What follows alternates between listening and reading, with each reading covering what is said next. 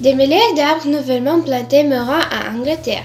Les 89 000 gens plantés le long de la route de train à grande vitesse HS2 sont morts à la suite de la sécheresse de 2018.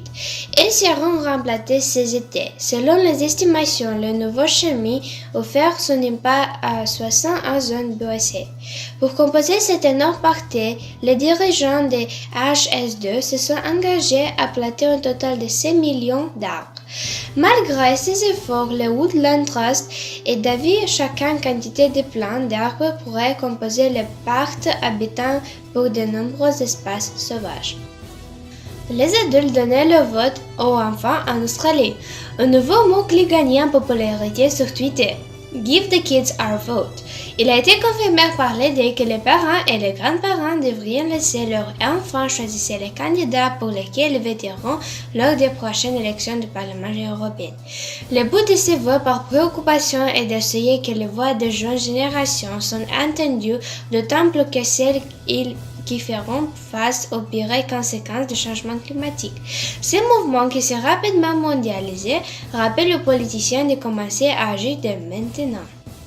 La prolifération d'algues tuait 8 millions de saumons en Norvège. Selon le Conseil norvégien des produits de la mer, une prolifération exceptionnelle d'algues, peut-être en raison du temps chaud récent, a tué 8 millions de saumons dans la pisciculture norvégienne. En raison de l'espace limité des femmes, les poissons ne pouvaient pas nager et finissaient étouffés par les algues entrées en contact avec ces branchies. On a estimé que la prolifération d'algues aurait déjà causé un impact économique d'environ 200 millions de livres sterling. Le pire, c'est qu'il continue de se reprendre et qu'il est impossible de l'arrêter.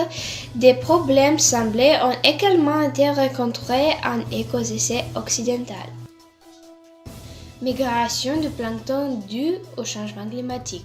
Une nouvelle recherche publiée jeudi dans la revue Nature examinait la composition des communautés planctoniques dans l'hémisphère du Nord. L'étude concluant que le changement climatique a réchauffé les océans du monde, ce qui a provoqué une migration inquiétante. Vers le nord promeuvent certaines communautés de plus petits organismes de la mer, les planctons. Le plancton est parfois appelé le bloc de construction de l'océan en raison de leur importance sur la chaîne alimentaire.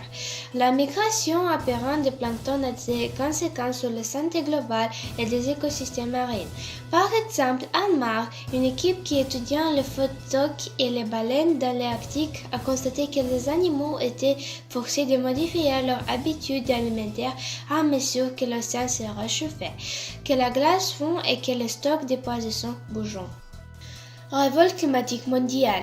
Grève historique prévue vendredi. On s'attend à ce que les gens du entier présents à l'histoire vendredi avec la deuxième grève mondiale du climat. Greta Thunberg, la jeune fille de 16 ans qui a commencé ce mouvement mondial en organisant une manifestation d'une personne devant le Parlement suédois, demandant que ses élus se tournent vers les sources d'énergie renouvelables. Comme Greta, de nombreux jeunes soutiennent que même si la fonctionnaire auront de nombreuses années à vivre, ce sont les gens qui subiront les conséquences du changement climatique. Le 15 mars, environ 1,6 million de personnes qui ont manifesté dans 123 pays.